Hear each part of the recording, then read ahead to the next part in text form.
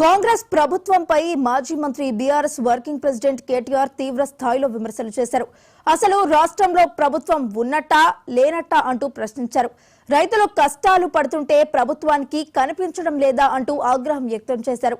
నిన్న ధాన్యం అమ్ముకుందామంటే కొనేటోడు లేడు, నేడు విత్తనాలు కొందామంటే అమ్మేటోడు లేడు.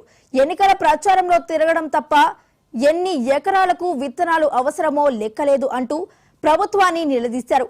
10 ఏళ్ల బీఆర్ఎస్ పాలనలో రైతులకు ఇబ్బందులు తలెత్తకుండా విత్తనాలను పంపిణీ చేశామని తెలిపారు. కానీ కాంగ్రెస్ హయాంలో విత్తనాల కోసం రైతులు వెతలు పడుతున్నారు. పర్యవేక్షించాల్సిన వ్యవసాయ మంత్రి ఎక్కడా, ముందు చూపు లేని ముఖ్యమంత్రి జాడేది అంటూ కేటీఆర్ ఆగ్రహం వ్యక్తం చేశారు.